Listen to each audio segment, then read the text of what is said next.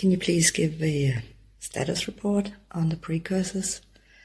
How many are currently on the planet? What is the age range? Are there certain countries with a higher prevalence than other countries? And then as a side question to that, can you tell me a bit more about my own precursor nature? Because it was revealed to me about a year ago in a channeling that I am one of the precursors. And so can you please give me some advice on how I can be of most usage with that type of incarnation I have chosen in this life? I feel the mission is going well. I feel I am working towards getting humans used to more of an ET vibration. So I would hear if you have any suggestions for how I can do my purpose. So maybe some more specific practical advices. Thank you so much. Love you. The question has to do with the concept of precursors, and as a caveat to begin with, regardless of what else might be asked, it is important for all to understand that precursors are not born on your planet. None of the humans that are born on your planet are, by definition, precursors. Precursors are those hybrids born off-planet that may come to your planet to take readings, to help acclimate the hybrids that will eventually come to live among you permanently. But no human should consider themselves a precursor in the definition we're using. Yes, there are many humans that understand that they are helping to prepare the way, but that's not our definition of a precursor. So you can call yourselves helpers or preparers, but precursors we're using as a specific definition for beings born off the planet that are hybrids that may pass among you and take readings as to whether or not you're ready or how ready you are for receiving the idea of the hybrids that will eventually come to live among you permanently. So anything else you wish to ask about precursors, understand that those are the beings you're asking about. And if you were born on Earth, you're not a precursor, you're just a helper and a preparer, which is no small feat. We don't mean to diminish it, but we're using precursor in a very specific definition. The precursors are still among you from off-world, gauging, walking among you now and then to determine the energy that exists as to how ready you are to receive, ultimately, in the years to come, the hybrid children that will eventually come to live on Earth permanently among you. So they take their readings by passing by you, and now and then they also see if you can sense that they are walking past you, to see exactly how sensitive your senses are to the existence of their energy nearby. Again, the idea is that they range in age from approximately what you would consider to be perhaps an older teenager to something somewhere in what you would perceive to be their 30s or so.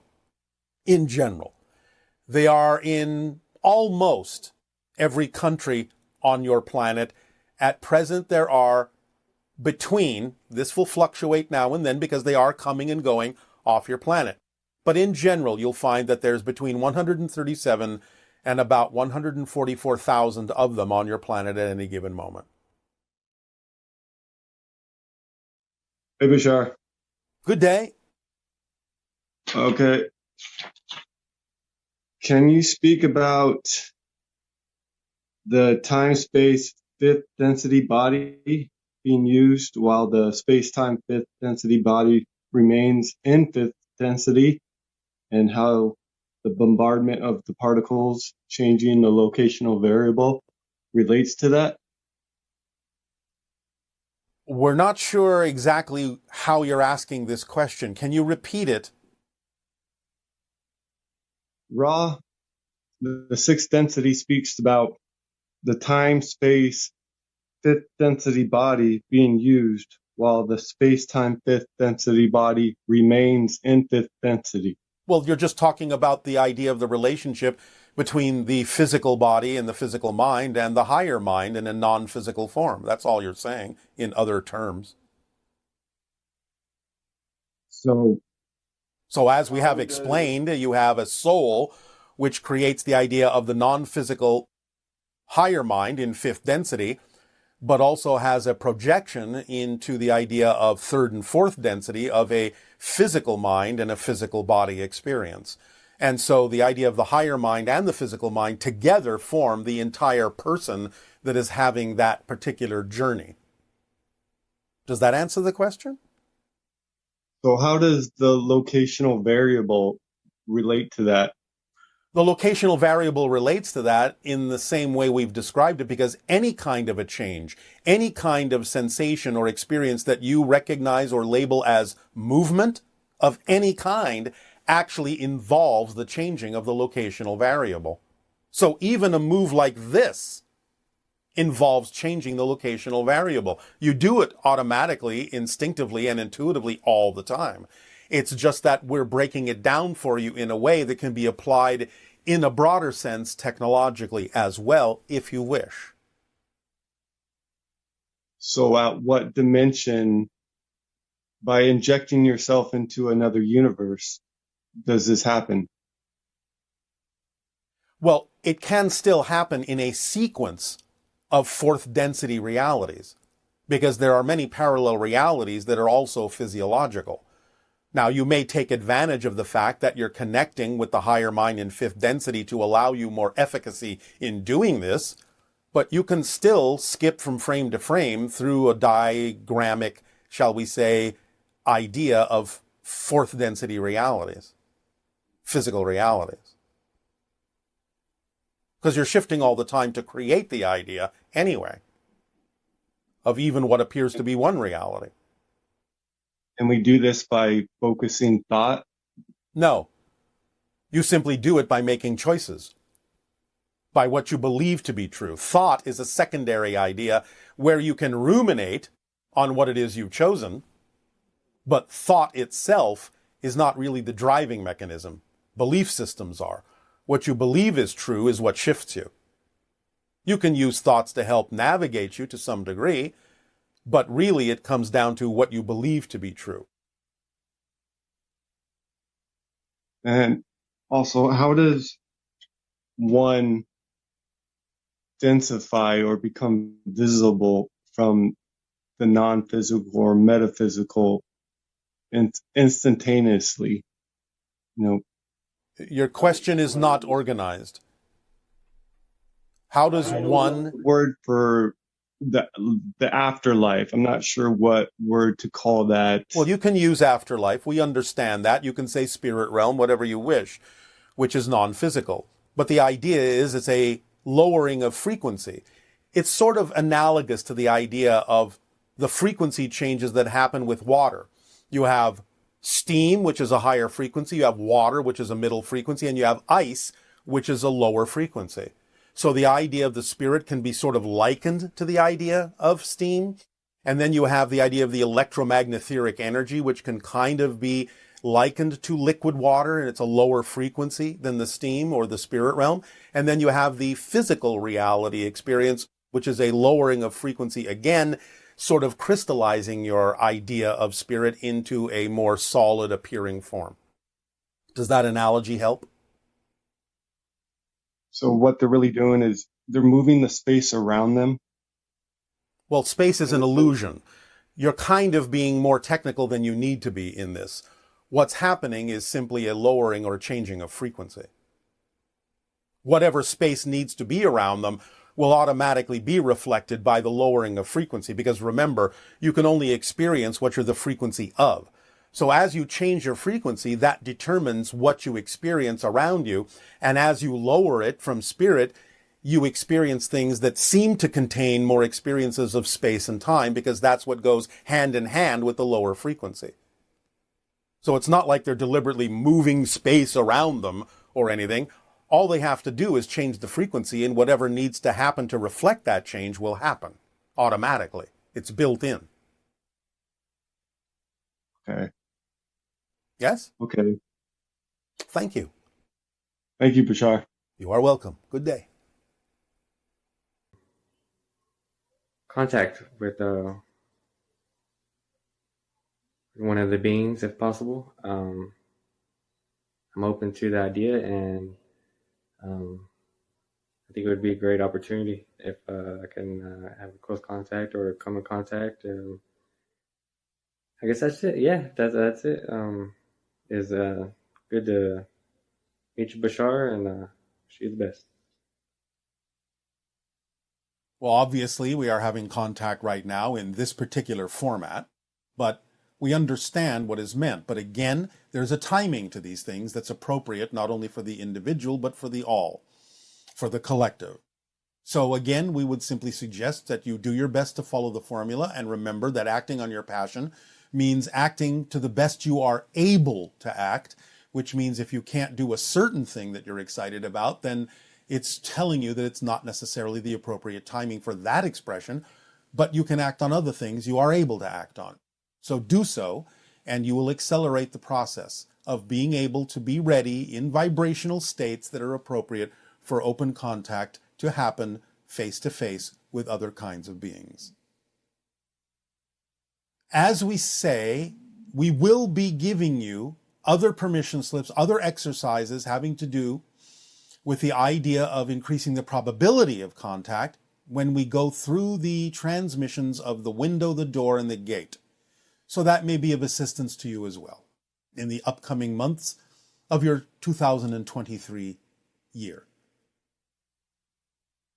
Hello. Hi. First, I want to say thank you for the synchronicity of talking with you. It is our passion and our pleasure. Thank you. So, I'm curious to know about a couple experiences I've had. All right. I made some homemade tincture and Of what? THC. All right. And I laid down to take a nap, and I thought that I fell asleep because I felt my entire body vibrating, and it was very intense but very pleasurable. I thought I was asleep. My bed felt like it was levitating on an angle with the head raised higher. And it felt like I was in warm water. It felt like somebody was behind me and wrapping their hand around my waist. And eventually I got up because I thought that I peed my bed. But it turns out that, my bed was dry, and when I looked at my watch to see how long I was asleep, it didn't detect any sleep. And then I had another similar experience where it felt like something externally again was pushing up from my root chakra, and it again was very pleasurable. So yes. I'm wondering what these experiences could have been. They're preparation states for altered states, fuller altered states that you may achieve later on. It's preparing you and allowing you to get used to certain higher frequencies so that you can more smoothly transition into higher altered states later on. Okay. Do you understand? So was that my own body, or was that another entity? There are other entities involved peripherally to some degree, but what you are experiencing is your own energy going into altered states, higher frequencies. Okay. And also, I had come across a YouTube video from Rob Gauthier, the ET Whisperer, how to channel class, and I was doing one of his exercises, and I saw an entity, a being. He appeared to be male, with bluish gray skin and bluish gray hair. He seemed to have a flat affect, no really emotional.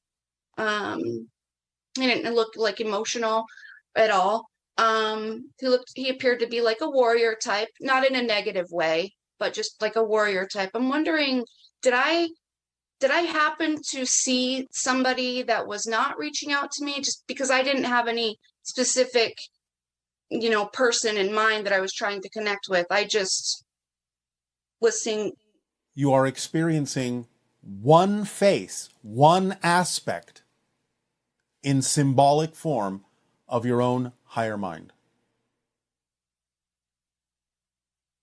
So is that another entity from like another dimension? Your higher mind, your spirit self on the higher level. So One that was me? aspect of it. Yes, but not you, the physical person only. A bigger representation. Remember that you are in spirit right now. You never leave spirit. That's your natural state. So what you were seeing is a portion, a representation, just one representation of a multifaceted level of your own being in the spirit world. Were they trying to communicate with me, or They did communicate with you because the things that you picked up are aspects you contain. Ah, I see. Are they located anywhere? Where are they located? On a different plane, here and now, different frequency. In again, the same way that two television programs are located in the same space, but you only see one at a time based on what you're tuned to. All spirit is here. It's just a different frequency, different channel, if you wish. And does this entity have a name? It's up to you to determine what you wish to call your own higher mind. Remember, this is you. You keep referring to it as this entity. It's not separate from you. You are an aspect of it. You are a projection of it. It is reflecting qualities to you that you contain, even as a physical being. Okay. And use them in life. Go boldly forward. Okay. And I feel like somebody or something has been trying to connect with me. Did we not just talk about it? Yes, you did.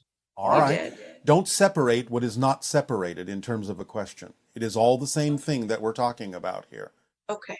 Your higher self is showing you and giving you opportunities to make a stronger, aware connection with it so that you can move forward in life more fully as your true self, acting on your passions. Okay. Okay. Thank you so much. You are so welcome. Aveo.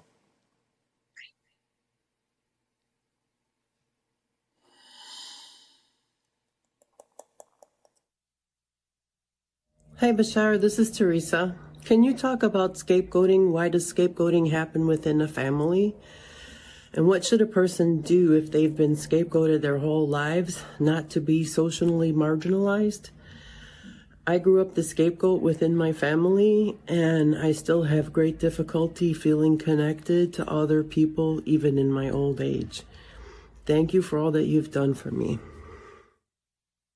Where it is a badge of strength that you chose to be strong enough to, in a sense, take on the fears and lack of responsibility that other people have when they are not willing to look at their own issues and simply choose someone to foist them all and project them all upon.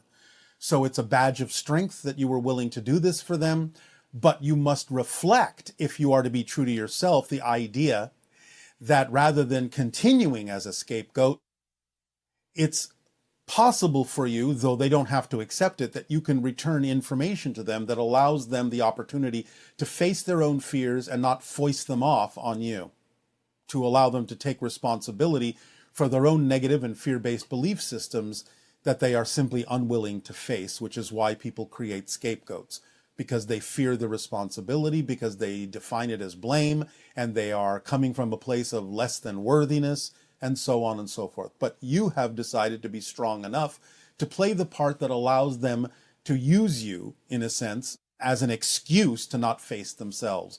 But you don't have to continue to do so if you can respond appropriately. That puts them in touch with the idea that they need to look at themselves and their own issues if they really wish to expand in life. But that means you can go on without feeling like a scapegoat or experiencing the effects of being one, if you take the responsibility to reflect to them what it is they are actually reflecting to you. About their experiment, step 1. We would like to explain this concept now that we have entered a new cycle in your year of 2024. because we have delivered information to you over the past 40 of your years, thus completing a cycle of humanity, which are typically in 40-year segments, we now begin a new cycle, a new form of interacting with your society, a new level of transmission, a new guidance of actions and participation and suggestions for what will bring you closer to the vibrational frequency of the Interstellar Alliance and closer to the vibrational frequency of open contact in the years to come. We will be delivering different steps over the course of this year, beginning with step 1 and proceed to step 2, step 3, and so on. But we wish to make it clear that each step we deliver is not just doing that step and then being done with it. Each step that we deliver will be cumulative, additive to the step before it. So you will continue to do step 1, for example, while you are doing step 2. And you will continue to do steps 1 and 2 while you are doing step 3, and so forth. So you will add each step to the previous one, continuing to do them all as we deliver them. But we would like to once again make it clear that it is your choice to do these suggestions, these actions, these steps. You do not have to do them. We are not saying it is an absolute. However, what we are saying is that each step that you do brings you closer to the vibration and frequency of the Interstellar Alliance and closer to the vibrational frequency of open contact. So it is up to you to determine how much of your vibration, of your frequency, you wish to align with the idea of our Interstellar Alliance, with the idea of open contact with us and hybrids and species like us, vibrationally speaking. So you make the determination, you make the choice to participate to whatever degree you are comfortable with. We will let you know that some of these steps may be challenging for many of you. You may not feel comfortable incorporating them into your daily routines, into your daily lives. So again, we leave that up to you and your free will as to what degree to participate in. It is up to you. But we will once again underline and underscore the idea that the more you are willing to take action on these suggestions, and the more fully that you are willing to perform them, the closer you will be to the vibration of the Interstellar Alliance, the closer you will be to aligning with the vibration of open contact with us and others like us. So it is up to you, it is in your hands. Now, the idea again is that we are about to deliver the Interstellar Alliance social experiment, step 1. And next time we will deliver step 2. And after that, step 3, and again, so on and so forth. Each being added to the previous one. So, the idea also is to understand that as you engage in these actions, you will be united with others who are also willing to engage. It will be a cumulative effect of all of your energies that will increase the probability of contact over the next few years. But this is countdown to contact year 1. We will go into year 2, year 3. There will be many things that we will suggest that will be actions built upon previous actions that again can have a great deal of impact in allowing you to experience your shift into new versions of Earth that will be more and more representative of your ability to belong to the galactic family of the Interstellar Alliance, and will improve your ability to experience the idea of open contact in many forms. So, again, we leave it up to you to act on these suggestions. Though you may find them somewhat challenging, it is necessary and important for you to start navigating yourself in new directions to be the living examples to your society of what they can also choose for themselves Again, not that they have to, but if they are willing to move forward with you together, all together, in a similar vibration that acts as an open invitation to the Interstellar Alliance and open contact for you to experience this in the years to come. We begin this new cycle now because the potential of open contact is not so far away now. You have made it this far. You have been with us for many years. You have applied to the best of your ability the principles that we have shared with you. Applied the formula in your lives in the best way that you could. Always room for improvement, of course. Always room for more precision, more understanding, a deeper understanding. But you have now enough information with a willingness to apply what it is we have already shared with you. You have enough information and enough energy and enough momentum to begin this new cycle, this new endeavor, this new social experiment, for that is exactly what it is, a social experiment. And while you are doing this, you will notice many behavioral changes within yourself, because we are suggesting these behavioral changes, which will make a difference in your experience of physical reality and the world around you. Others will notice this too, and may ask you, what are you doing? Why are you doing this? Why are you taking these actions? Why are you making these changes? Why are you being different than you used to be? All you really need to do is say you are taking part in an interesting social experiment, and simply direct them to the source, which is us, of that information, so that they can decide for themselves whether or not they wish to also participate in this social experiment. But that is all you need to say. You do not need to go into great detail about it. We will provide that for you. You can just let them know you are participating in a social experiment that you find interesting, fascinating, challenging, and fun, that you believe will make a difference in the world. But you do not have to provide any details. We will do that for you. It is important for them to come to the source so that there is no misunderstanding, no confusion about what it is we are talking about, what it is we are suggesting. So you do not have to, in any way, shape, or form, bear the responsibility of explaining these ideas to anyone else. Just tell them where they can find them and allow yourself to move forward with your social experiment and your willingness, to whatever degree, to participate within it. So, in a moment now, we will have Nania read to you step 1 of the Interstellar Alliance social experiment, and you can begin to get an understanding of the kinds of things we will be suggesting as we move forward to steps 2, 3, 4, 5, and so on.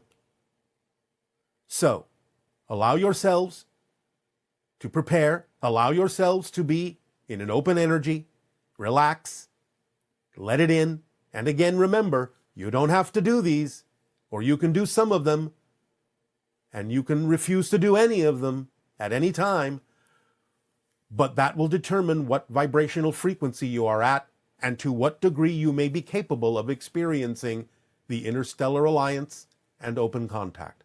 So it's totally in your hands. Nania, are you prepared to read? Yes. All right. Please begin with the Interstellar Alliance social experiment, step 1. And before you say anything, everyone can know that they will be provided with what you call a download of this information so that you can print it out, copy it, have it for your own. And we would suggest that you begin to put all of these into a binder together so that you have an easy reference for each step in any way, shape, or form that you are comfortable accessing them. So this will be the first that you can download. Nania, please read step 1 of the Interstellar Alliance social experiment. Interstellar Alliance Social Experiment. Step 1.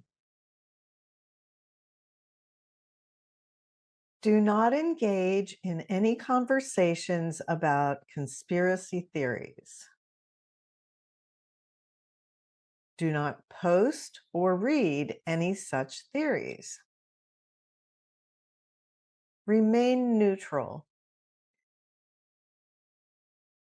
Do what you can to learn the actual facts of any situation, no matter how long that takes. Do not accept people's opinions and statements as facts without substantial evidence.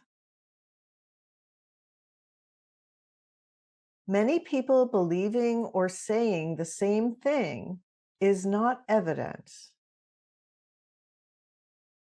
Some conspiracies exist, but not all are true, no matter how real they may feel.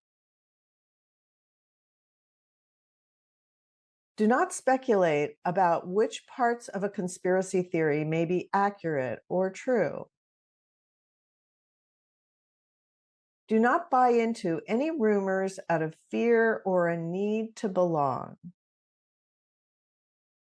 Ignore peer pressure to believe a conspiracy theory. Use common sense and rational discernment to choose what you believe regarding any rumors. Do not believe second or third-hand information. Always check with the original source if possible.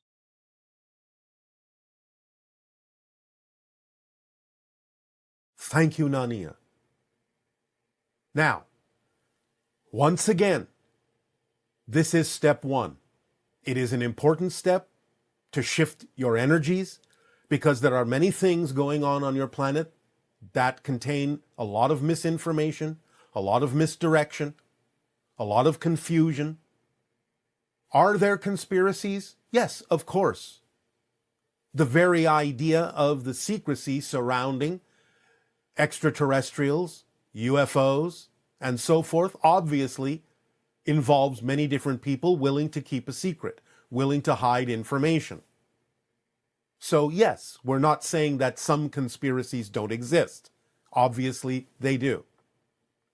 But we will address what parts of it need to be addressed, what actions can be taken on some of those theories that are representative of a more straightforward approach rather than the confusion that exists and surrounds many of these theories that exist in your society.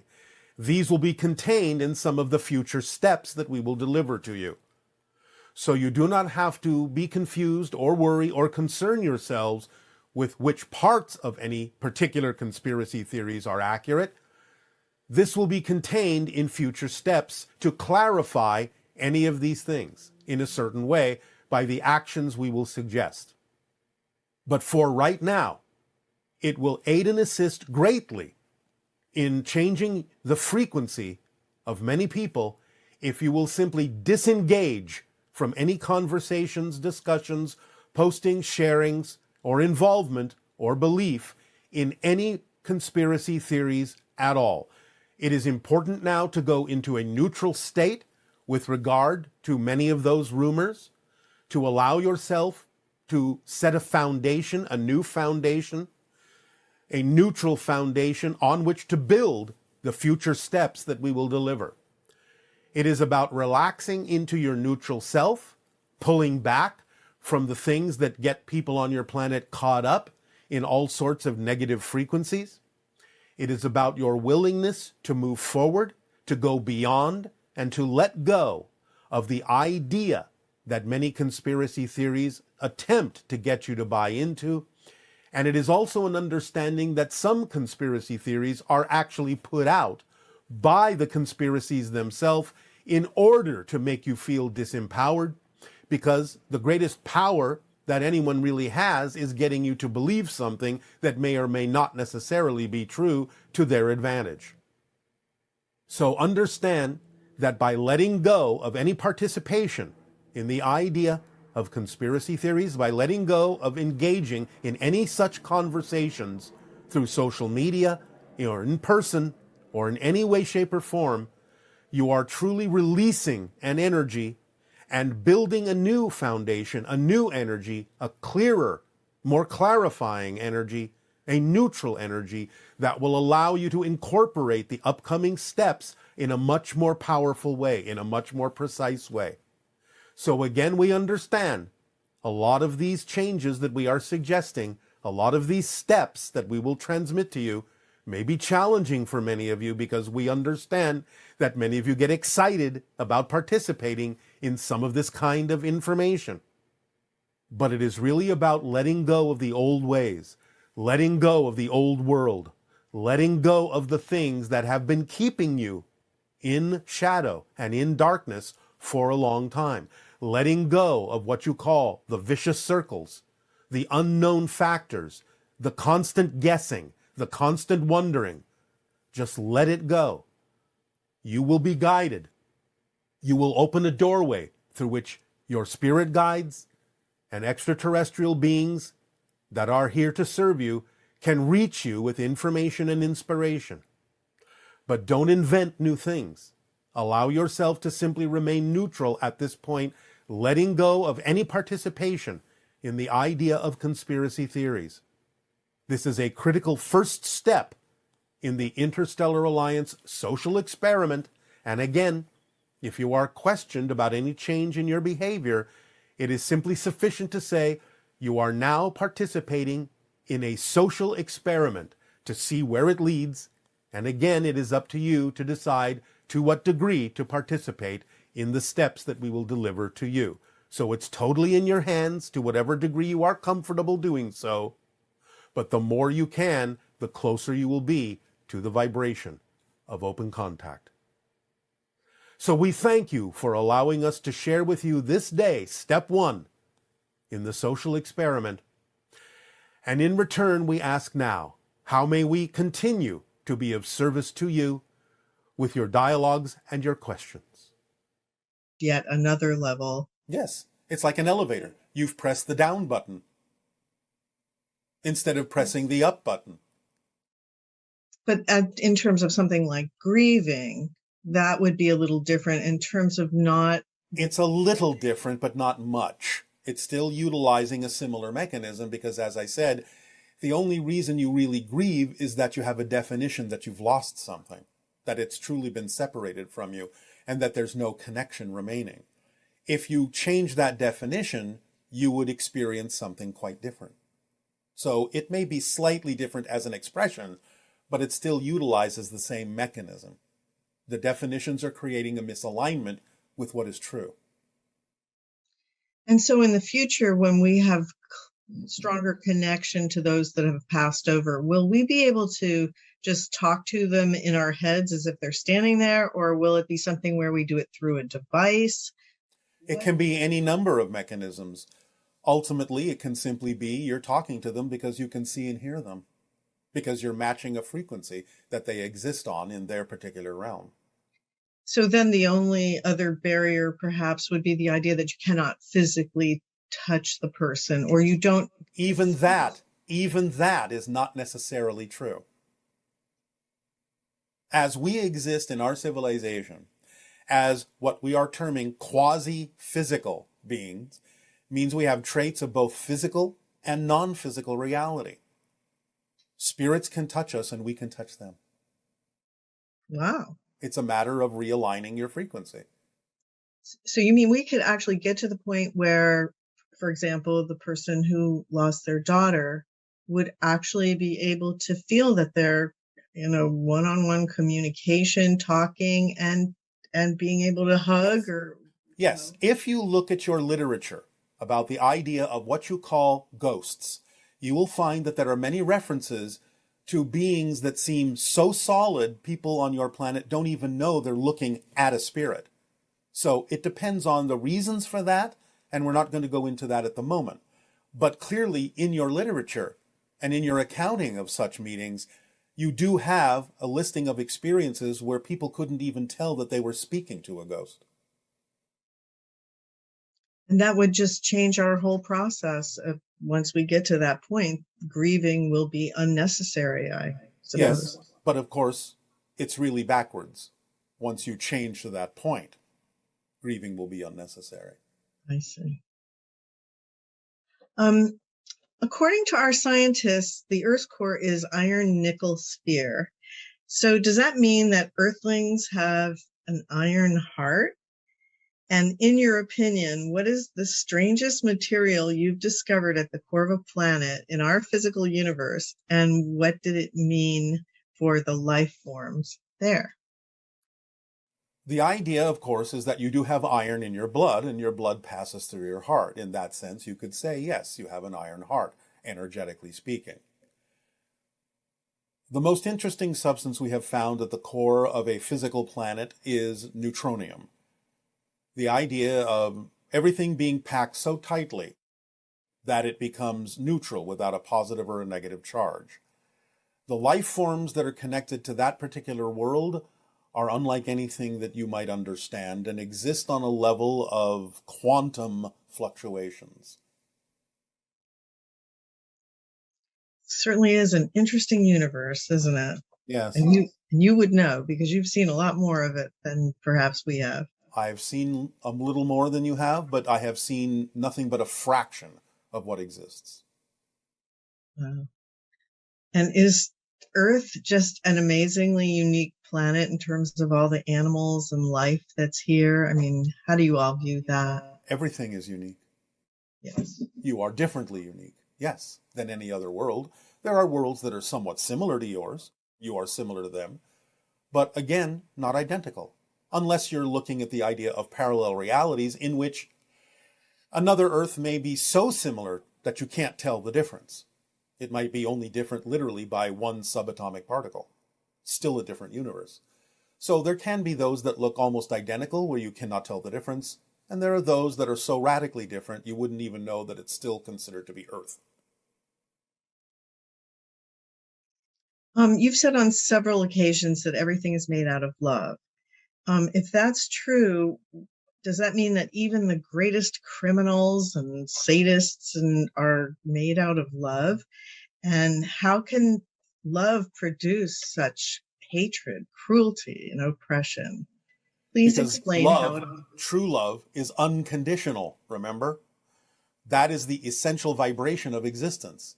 You simply translate that as unconditional love in your language. But the key word is unconditional. Therefore, it's simply a matter of everything being made out of that vibration, harmonizing with that vibration, but because you are experiencing yourself as an individuated consciousness in physical reality that can be built upon filters and belief systems, you don't necessarily experience it that way because you don't necessarily know how to align with it because you haven't been taught how to do so. So even the idea of someone you would consider to be a criminal may be acting, quote unquote, out of love in their true intention, but they may have no way of understanding how to actually express that in an aligned and harmonious way because they don't have the tools. They haven't been taught how to do that. So their actions, to the best of their ability, may be being done out of a distorted sense of love or self-love. But again, it's not necessarily a holistic expression, a unifying and harmonizing expression of the idea of the basic, fundamental, unconditional vibration of existence itself. Because you have the freedom to choose, because things are unconditional, how to express the idea of the love of which you're made, of the vibrational existence of which you are made. And the idea of bringing heaven to earth. Can you share some more with us about how that relates to the heart and Well, again, the experience we're having here? yes, when you clear out the negative vibrations, the definitions in your belief systems that are not relevant for you as a being in your true sense, then the vibration, message, communication from the higher mind will go to the heart as it does and be reflected to a physical mind that is now clear and transparent and free of any distortions in its belief system.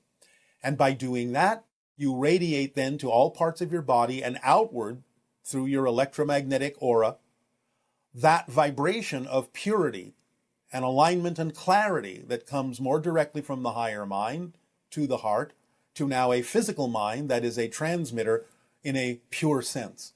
Thus then that can, by example, allow others to sense that vibration, and if they so choose, start to match that vibration because now they're being given an opportunity to do so. And that can help alleviate the idea of any distortions by at least providing the option of a clear vibration to others in much the same way that the unconditional love of our civilization is offered to you, but you still have to be the ones to agree to harmonize and match that frequency. Thus, our vibration and our sharing is unconditional. It's up to you to match it. And we would not necessarily have been giving information to you for the last 38 of your years had not some of you at least decided to match it and be living examples of that frequency. That doesn't mean that you have to exactly be like us or do exactly as we do.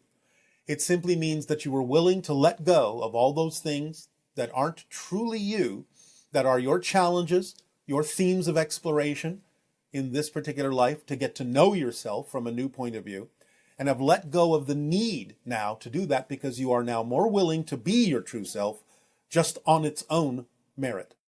And thus then you have elevated the frequency of your entire world and given many people more of an opportunity, as you align with any source of unconditional love, to allow themselves to align with those sources as well, whatever they may be, whatever works for them, and increase the likelihood and the probability of more people choosing to navigate themselves through different parallel versions of Earth over and over to ones that are more and more reflective, like a mirror, of the vibrational choices you have made to be in harmony and in alignment with the unconditional love of all that is.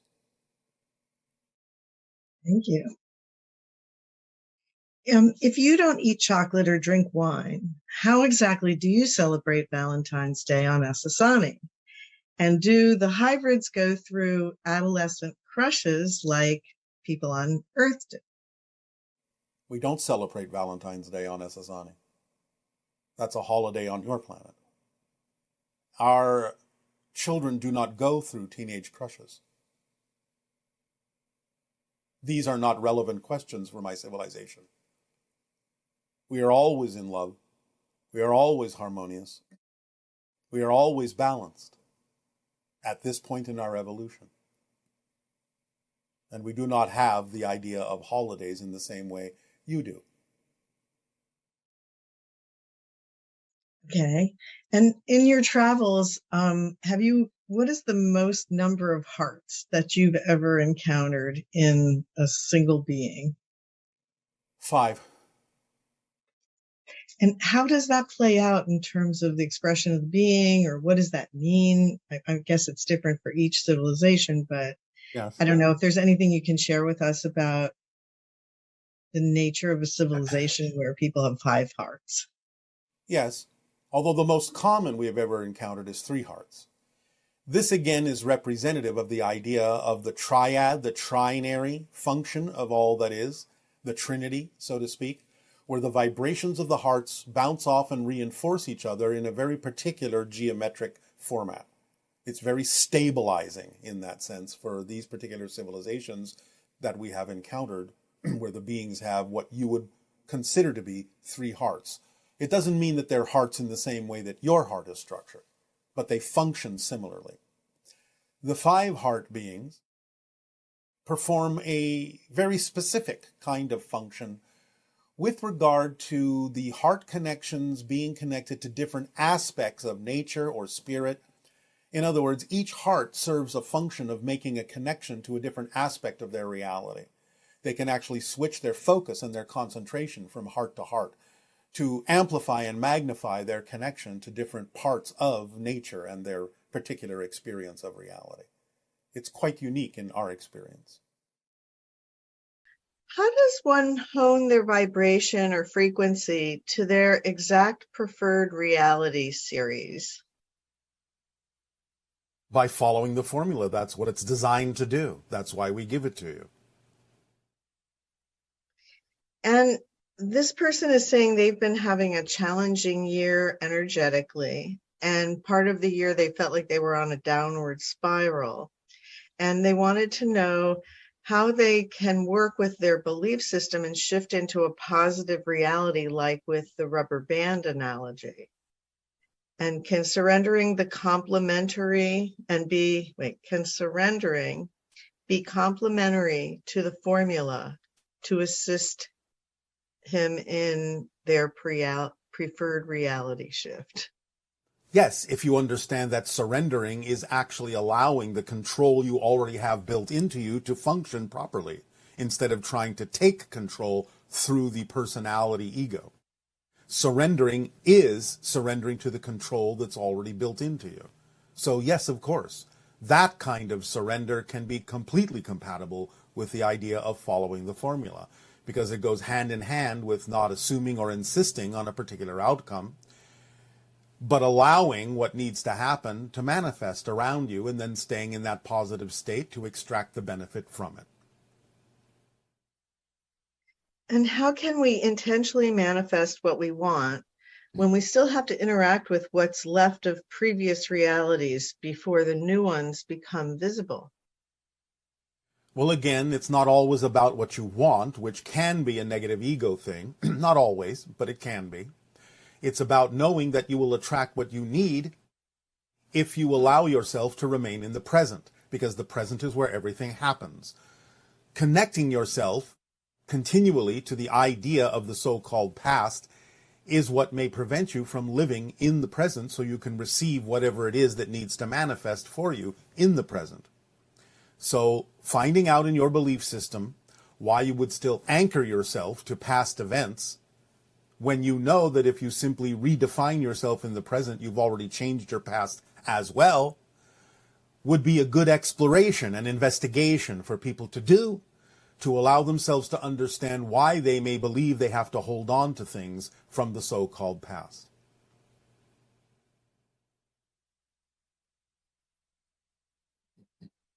This person is saying that they've been following your teachings since they discovered you about 5 or 6 years ago, and yet they still find circumstances tend to dictate their state of being. Can you offer any suggestions on how to not take our cue from our circumstances? All right, again, look at the language. Circumstances do not tend to alter your state of being. You choose to be altered by circumstances. You would have to ask yourself why. What are you getting out of choosing to go based on the idea of outside circumstances as opposed to choosing what it is you say you prefer? So again, this requires honest self-investigation and an understanding of the beliefs that are attached to your motivational mechanism that would make it seem logical for you to choose something you say you don't prefer. Because again, you don't choose what you don't believe serves you on some level. So you must have a belief that choosing these things based on outside circumstances somehow serves you, somehow puts you in a place that you say is safer than the alternative. So it requires honest self-investigation to understand why you are choosing to go based on the idea of outside circumstances instead of the state of being you prefer to remain in. So is that partly having to do with the idea that we actually are manifesting our experience, and the idea that it's not just happening to us, like fully accepting that this is a projection of consciousness, as opposed Correct. to I'm in this reality and these things are happening to me? Correct. It's about taking full responsibility for what's happening. This is not a blame. It's control. It's knowing you are in control of what's happening. Even though you may not understand it, you may be testing yourself to see if you're still reacting the same old way to the circumstances, or whether you are going to respond to it differently, which is the true measure of change. It's not about whether the outside circumstances change that prove you have changed. It's about whether you respond differently to them that is the proof of change. And then the outside can possibly reflect the change that is truly happening within you, because you're not basing your state of being on outside circumstances. So it really does come down to believing that this is a projection of consciousness that's coming through you, and understanding how to relate to the projection that you're experiencing. More than believing, it's knowing that it is. And that's what really makes your frequency go up, is when you shift from believing to knowing. Yes. And so what actually determines our state of being? The combination of belief systems that you hold to be true at any given moment in your personality structure. Is it kind of like an equation where all of the beliefs are added together and the summary is Your frequency. Yes. Simply put, but yes. So every time you change a belief that's negative into either something neutral or positive, that's changes your equation and gives you the opportunity to be a higher frequency. Correct. Okay. And what would a change in a belief system have to come from the motivational mechanism itself, or do these ideas operate on different levels? The motivational mechanism is always involved. Now, as we have said, the unconscious mind is a repository of potential beliefs that represent the theme that you chose to explore.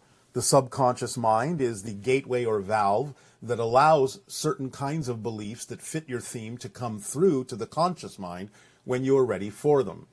But the conscious mind always functions off the motivational mechanism because, again, it's a world of physical reality, it's a world of action, and the beliefs have to motivate you to take an action or create a state of being that is commensurate with the belief, so you have something to work with, whether it's positive or negative.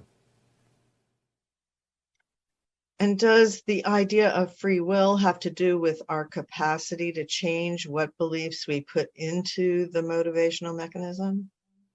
You always have the same capacity, but again, it depends on whether or not you believe that you do.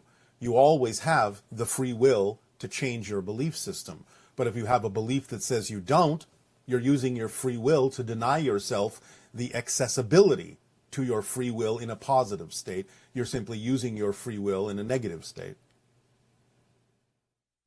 And what is more powerful, belief systems or feelings and emotions when it comes to manifestation?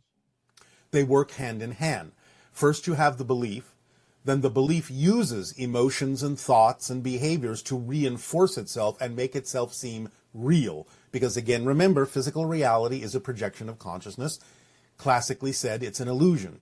So the belief can't just be on its own. It has to generate the vibrational energy frequencies that you translate as feelings to make it feel that it's true, and the thought patterns to make you think that it's true, and the behavior modalities to allow you to behave as if it's true, so that you get the reflection, which then can reinforce it, and it completes the cycle. But it always starts with the belief. Without the emotional, shall we say, reinforcement, it wouldn't feel real. So beliefs use emotions, thoughts, and behaviors to make themselves seem solid, seem factual, seem real, so that you can actually participate in what you call physical reality. Otherwise, you would just sit there. And how do we tell the difference between fear-based beliefs and logical planning ahead? Well, if you plan something generally, but you are willing to allow for that to change, and you're not afraid for it to change, then you understand you're not operating out of fear-based beliefs. So you can plan, but always allow in the plan for things to change up a little bit, for there to be spontaneity and surprises, and go with the flow. Course correct as you go. You can have a general plan as an outline, but don't assume that it has to meet every single one of the markers that you originally designed in the plan. Allow there to be some flexibility. If you're not afraid to do that, then you're not operating out of a fear-based belief. And along those lines, if there's a lot of activity where people are scamming other people around money, let's say, soliciting money from them in one way or another, does that mean that when you're approached by anyone that is asking you for money, that you have an immediate belief that this could potentially be a scammer, or do you approach it some other way that would be of a higher frequency? Well, again, you can recognize from a high frequency that someone may be perpetrating a scam. It doesn't mean you have to emotionally react to it, but you can recognize it for what it is if you're sensitive enough to do so. Or you can certainly take the time to explore whether it is or not if you feel you have sufficient powers of discernment to be able to tell from their responses to your questions what it is they are being honest or dishonest about.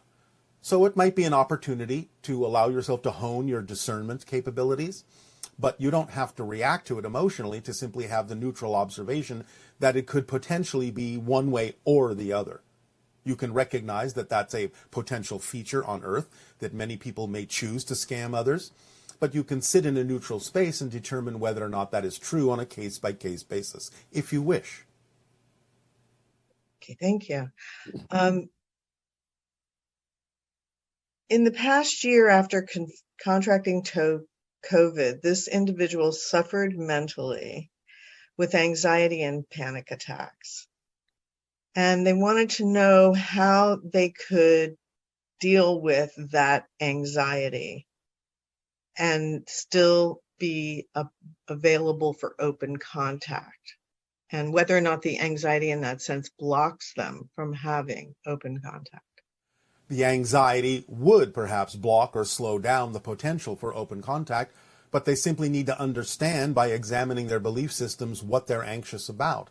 The question is being asked in too vague a way for us to pinpoint what the specific reason is that they choose to experience anxiety.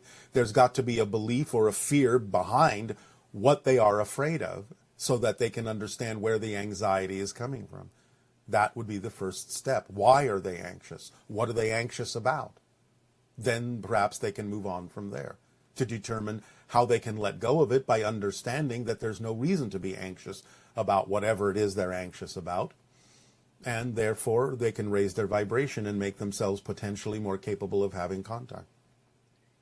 So is there a relationship between contracting some kind of virus and then changes that occur within the person that then would be, say, anxiety? How does a virus change the way you experience reality? Maybe that's better. Well, it doesn't. You change the way you experience reality based on your belief system relationship to the idea of the virus. The virus is simply an opportunity to examine how you will respond to its existence. And that's why, like, some people will have dreams about it if they've got it, and they'll have a positive interaction with the virus, whereas other people experience it as killing them. Yes. Everything has a level of consciousness that can be communicated with. If you are open to that, you will receive whatever information is necessary for you to utilize and apply to the situations of your belief system so that you can understand how to create the relationship you really prefer with any form of life. Can you share with us your definition and understanding of the word grace and state of grace? Yes. To put it in the simplest possible terms, it's a state of innocence, a state of purity, a state of allowance and acceptance, like a child, in a sense, that hasn't yet unlearned how to be its natural self. State of grace is the innocence of the natural self, the acceptance of unconditional love, and the acceptance of self within all that is as an aspect of all that is. So, but again, simply, it could be called a state of innocence. And you see that innocence, of course, in babies and young children. Yes. And then it seems that individuals change at different stages of life and become more and more, quote unquote, realistic, or well, again, less naive. It's about the idea of finally getting to the point where you are going to start experiencing the theme you chose to explore. When you say realistic, it simply means, all right, you have accepted that you have this theme to explore, and the experience of physical reality will help you do that, and you accept that and you move forward. So why does, in many species, you see this sort of loss of sweetness, I guess? The survival mechanism becomes much more dominant. Is that part of what you're explaining to us? On that level, yes. You start to accept that you have a role in physical reality based on the collective consciousness and what it needs to experience, and you start playing that role. So was Earth always like a predatory planet? And can you help us understand about our relationship to having an environment that is essentially predatory? It was not always such, but the idea again is that the Earth is what you might call a tough school. It is a school of cycles. It is a school of positive and negative and polarities and experience of such. So it has fluctuated back and forth many times in different ways. But the idea, as we have said, is that the primary environment of your planet as you understand it in nature is predatory, mostly because you are still exploring the idea of predation. Remember that as you change yourself in the present, you change your past. So the past you think was always there wasn't always there. And it seems like the dinosaurs were extremely predatory. That's the past you believe in, right? Affect the earth that we wake up in? Do we wake up in the same earth that we went to sleep in? Does what we do in our sleep, our consciousness, the dreams that we have affect which earth we wake up in any way? That's it. Thank you. Yes, you never wake up in the same reality. Since you're shifting billions of times a second, even while you're awake, you're never in the same reality. And sleep allows you to do several different things, because when you're out of body, you can go to the template level of the physical reality and make different kinds of choices and changes within relevance to the theme you chose to explore. And you can do things in a slightly different way. But you are never in the same reality. But yes, sleep can affect the reality you wake up in. Not that you are not always in a new reality, but it can be a slightly different reality than you might otherwise have woken up in had you remained awake. Hello, Bashar. I hope you have a wonderful day. Of course, always. This is my first time meeting you, so I'm very excited. All right. So are we.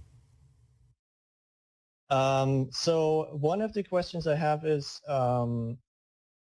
children, when they're young, often tend to see beings when when it's nighttime and they are supposed to go to bed and sleep, and the lights are out, and yes. You know, is there an ability that children have to see things that are like in a different dimension or reality or something? Yes, because they haven't unlearned that yet, because they're not fully focused yet on the idea of physical reality as the only thing that they should pay attention to. Children are still newly from spirit and still retain the ability to see into other dimensions. It's natural for most children. So the idea is that many children on your planet will learn to stop doing that, although now in this